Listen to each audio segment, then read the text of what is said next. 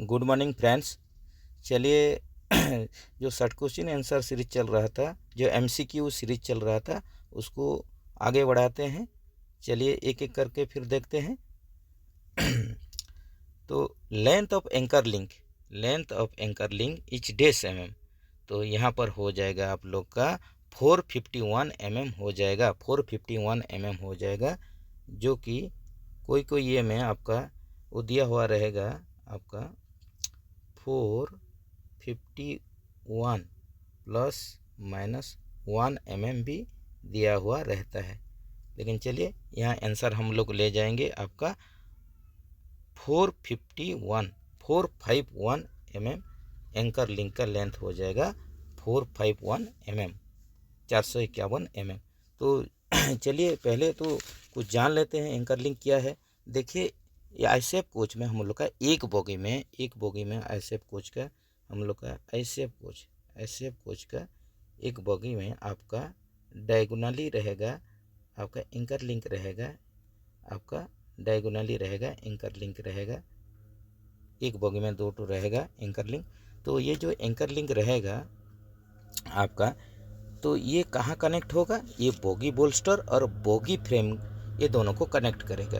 ये जो anchor link रहेगा आपका बोगी बोल्स्टर, जो बोल्स्टर रहेगा, बोगी बोल्स्टर रहेगा, और बोगी फ्रेम के साथ बोगी बोल्स्टर और बोगी फ्रेम को ये कनेक्ट करेगा एंकर लिंक। तो एक बोगी में आपका डायगोनली रहेगा, आपका दो ठो रहेगा एंकर लिंक।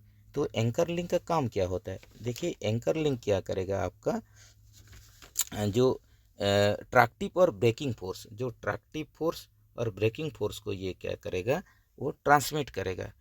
ये क्या करेगा आपका आपका ट्रैक्टिव फोर्स और ब्रेकिंग फोर्स, जो कि ट्रैक्टिव फोर्स खींचने का और ब्रेक करने का फोर्स, इसको क्या करेगा? ट्रांसमिट करेगा।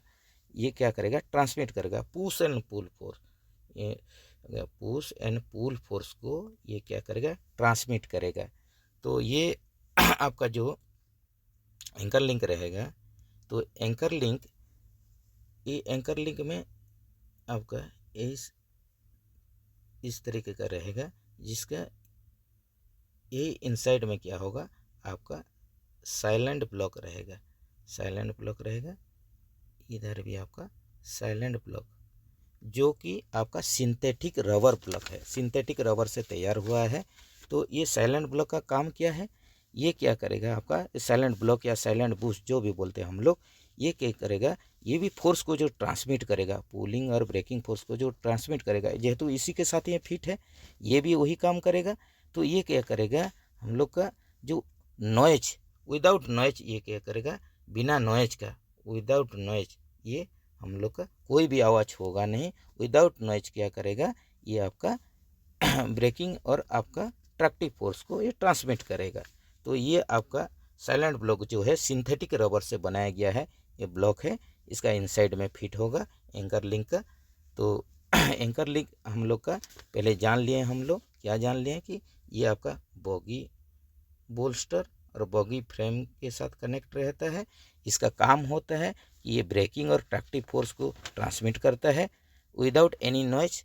तो इसके लिए क्या होता है, इसका सेंटर में हम लोग का दो ठो साइलेंट ब्लॉक फिट होकर रहता है, और साइलेंट ब्लॉक जो है आपका सिंथेटिक रबर से तैयार हुआ है। ये एग्जाम में आता है, इसको याद रखना है। ये हम लोग का एंकर लिंक का काम क्या होता है, एंकर लिंक एक बोगी में कितना रहता है, इसका अंदर जो साइलेंट ब्लॉक रहता है उसका क्या होता है, ये आपको एग्जाम में आ सकता है। इसको याद रखिए, इसको नोट कीजिए, इसको ध्यान में रखिए। तो इधर लेंथ ऑफ एंकर लिंक हो गया आपका 451 mm। ये आप कोई क्वेश्चन में प्लस माइनस 1 mm भी रहता है, जो कि दोनों सही है। तो चलते हैं नेक्स्ट क्वेश्चन की तरफ चलते हैं। तो यहाँ हो जाएगा आपका, देखिए नेक्स्ट क्वेश्चन में हो गया testing of alarm chain is done at desk एजुएट। पहले तो हम लोग अलार्म चेन पुल ये जान लेते हैं, उसके बाद ही हम लोग क्या करेंगे, आपका इसको आंसर देखेंगे।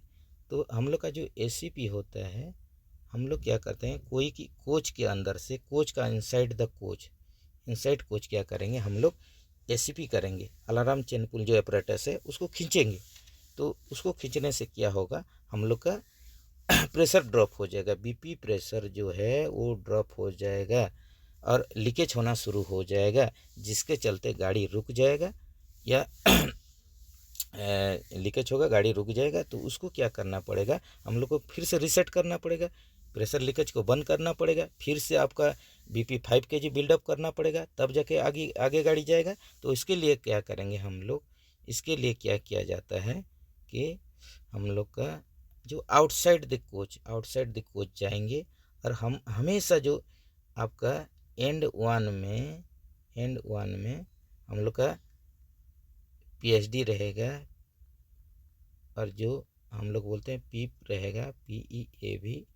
तो इसका नीचे में क्या होगा, आपका रीसेट करने के लिए आपका apparatus रहेगा, आपका वो पार्ट रहेगा, उसको क्या करना है, जस्ट खींच देना है। तो ये क्या होगा, आपका जो प्रेशर जो लीकेज हो रहा था वो बंद हो जाएगा और फिर से गाड़ी आपका स्टार्ट होगा। तो हमेशा याद रखिए कि जो हम लोग का अलार्म चेन पुल जो apparatus रहता है बाहर में, कोच का बाहर में एंड वन में ही एसीपी रीसेट करने के लिए रहेगा, एंड वन में रहेगा, आपका एंड वन में रहेगा, दोनों बाजू ऐसे रहेगा। इसको क्या कर देना है, आपको खींच के रीसेट करना है, जिसके चलते क्या होगा, आपका प्रेशर लीकेज जो हो रहा था वो बंद हो जाएगा। तो जब हम लोग मेंटेनेंस के दौरान, पिट लाइन मेंटेनेंस के दौरान हम लोग क्या करेंगे, ड्यूरिंग पिट लाइन मेंटेनेंस हम लोग इसका टेस्टिंग करते हैं। ये भी एक तो जो रैक टेस्ट जो होता है इसका एक तो हिस्सा है, अलार्म चेन पुल टेस्ट। तो इसको कैसे करते हैं चलिए समझते हैं थोड़ा। तो हम लोग क्या करेंगे, कोच का इनसाइड द कोच चलेंगे और वहाँ क्या करेंगे हम लोग, इसको जो अलार्म चेन पुल है इसको हम लोग खींचेंगे। तो इसमें क्या होगा, आपका 7 to 10 kg वेट देना पड़ेगा। इतना फोर्स से हम लोग उसको खींचेंगे तो क्या होगा, हम लोग का एसीपी एक्टिवेट हो जाएगा, बीपी से प्रेशर लीकेज होना शुरू हो जाएगा, गाड़ी रुक जाएगा। तो हम लोग क्या करेंगे, आउटसाइड द कोच चलेंगे और इसको फिर से हम लोग जो रीसेट सिस्टम है वो उसको खींच के रीसेट कर देंगे, जिसके चलते प्रेशर लीकेज जो हो रहा था वो बंद हो जाएगा और बीपी प्रेशर फिर से बिल्डअप हो जाएगा, आपका 5 kg बिल्डअप हो जाएगा, फिर गाड़ी आगे बढ़ेगा। तो ये हो गया आपका टेस्टिंग जो करते हैं। यहीं पर जो आंसर है, यहाँ जो 10 दिया है तो 10 ही लेंगे, कोई कोई जगह में 7 kg लिया जाता है। अगर 10 का ऑप्शन नहीं है तो हम लोग 7 kg ही लेंगे। तो यहीं पर अगर 10 kg दिया है तो 10 kg ले रहे हैं, लेकिन कोई कोई जगह में आपका 5, 4, 3, 7 ऐसे रहेगा, 10 नहीं रहेगा। अगर 7 kg रहेगा तो आप लोग 7 kg को भी ले सकते हैं। तो चलिए नेक्स्ट क्वेश्चन की तरफ चलते हैं। ये बोल रहा है आपका, grazing of equalising steroid is done in days schedule. ये बोल रहा है कि जो इक्वलाइजिंग स्टेरॉयड जो रहेगा, जो हम लोग लोकल भाषा में हम लोग का जो मेंटेनेंस के दौरान हम लोग बोलते हैं उसको बोलते हैं मछली पूंछ भी बोलते हैं, उसको मछली पूंछ भी बोलते हैं, ठीक है। तो यहाँ जो पिन रहेगा इसको क्या करते हैं, जो पिट लाइन मेंटेनेंस के दौरान इसको बी शेड्यूल में, इसको बी शेड्यूल में क्या होता है, कोच को डिटैच नहीं होता है रैक से, तो वहीं पर ही जाके इसका हम लोग जो इंस्टॉलेशन रहेगा इसको खोलेंगे, पिन को निकालेंगे। ये पिन को निकालने के बाद इसका हम लोग को ग्रेजिंग करना पड़ेगा। यहाँ एक पिन रहेगा तो ये पिन को हम लोग को ग्रेजिंग करना पड़ेगा, ग्रेजिंग करके फिर से इसको री इंस्टॉल कर देंगे। तो पहले समझ लेते हैं, तो इक्वलाइजिंग स्टे एक्चुअली कनेक्ट कहाँ रहता है, उसका क्या काम है, इसके बारे में तो जानना पड़ेगा। नहीं जानेंगे तो बेसिक अगर क्लियर नहीं होंगे तो कोई फ़ायदा नहीं। तो ये क्या होगा, हम लोग पहले देख लेते हैं कि हम लोग का ये जो इक्वलाइजिंग स्टे है ये हम लोग का लोअर स्प्रिंग प्लंग रहेगा, आपका लोअर स्प्रिंग प्लंग रहेगा और हम लोग का बोल्स्टर, ऊपर बोल्स्टर जो है बोल्स्टर रहेगा, इसका बीच में ये कनेक्ट होता है, इसका बीच में कनेक्ट होता है।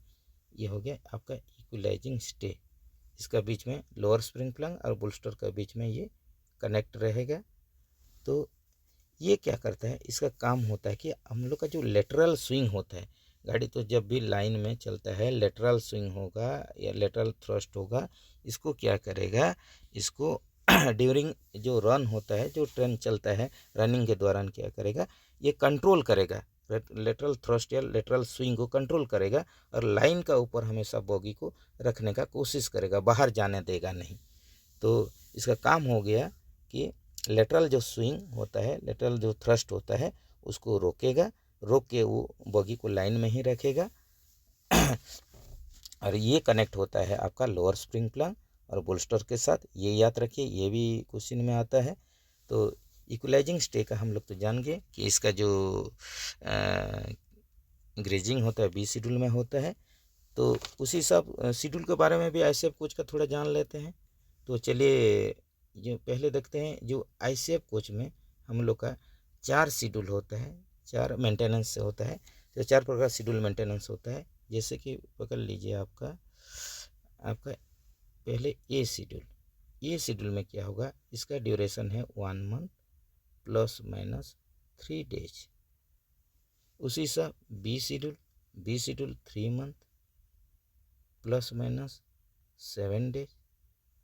इसी सब आयोज में आ जाइए, पहले सी शेड्यूल होता था, उसको हटा के अभी आयोज कर दिया। तो आयोज में क्या होगा आपका 9 मंथ प्लस 30 डेज, इसमें माइनस नहीं रहेगा। तो इसको हम लोग ग्रेस पीरियड हम लोग 1 महीना मैक्सिमम ले सकते हैं। किसी कारण से अगर हम लोग का पकड़ लीजिए आयोज हो नहीं पाया, तो मैक्सिमम हम लोग इसको 1 महीना तक हम लोग आगे लेके जा सकते हैं, उससे ज़्यादा नहीं। उसी हिसाब से हम लोग का पीओच होगा पीरियडिकल ओवरहोलिंग जो होगा, ये कि जो होगा आपका व्हाट्सअप में होगा, ये 18 महीना में होगा 18 मंथ। तो इसको क्या है, इसका ग्रेस कुछ नहीं है, इसको 18 महीना जैसे हो जाएगा, इसको व्हाट्सअप कोच को ले जाना पड़ेगा, वहीं पर पीओच होके ये आपका आएगा। उसी सब आयोच देख लीजिए, आयोच जो बोले थे, आयोच हो गया इंटरमीडिएट ओवरऑलिंग, ये हम लोग का डिपो में होता है, आयोच शेड में होता है। तो इसका जो वैलिडिटी बताए थे 9 मंथ प्लस 30 डेज ये होता है। तो ये हो गया हम लोग का जो शेड्यूल होता है, जो कोचिंग में आईसीएफ कोच का यही शेड्यूल मेंटेनेंस है। तो हम लोग का जो ग्रेजिंग होगा, ग्रेजिंग करके फिर से रीइंस्टॉल कर देंगे हम लोग इक्वलाइजिंग स्टे में, और ये आपका बी शेड्यूल में होगा। इसको याद रखिए, ये क्वेश्चन आता है, वो रिपीटेड क्वेश्चन है, इसको देखना है। तो इसको याद रखिए बढ़िया से। तो धीरे धीरे ऐसे चलेंगे दोस्तों, कोई हड़बड़ाहट नहीं, क्यों बोलने से अगर बेसिक फंडामेंटल हम लोग क्लियर हैं तो सब एमसीक्यू सब कुछ कर पाएंगे। और ऑप्शन देने से क्या होगा कि हम लोग क्या उसको जान जाएंगे, कर लेंगे। अगर उसके बारे में आप थ्योरी नहीं जानते हैं, उसके बारे में समझे ही नहीं है, तो कोई फ़ायदा नहीं। आपको ऑप्शन 4 क्या 10 ऑप्शन देने से भी आप उसको राइट आंसर नहीं निकाल पाएंगे। 2 ऑप्शन देने से भी उसमें भी चूज करना मुश्किल हो जाएगा अगर हम लोग बेसिक क्लियर नहीं है। तो फंडामेंटल और बेसिक क्लियर होना पड़ेगा, धीरे धीरे चलेंगे। तो चलिए दोस्तों, आज के लिए इतना रखते हैं। अगर कुछ कहीं पर गलती हो, खामियां हो, तो ज़रूर कमेंट्स कीजिए। और हम तो आपके साथ हैं, आपके साथ रहेंगे ही। तो चलिए मिलते हैं नेक्स्ट वीडियो में। जय हिंद।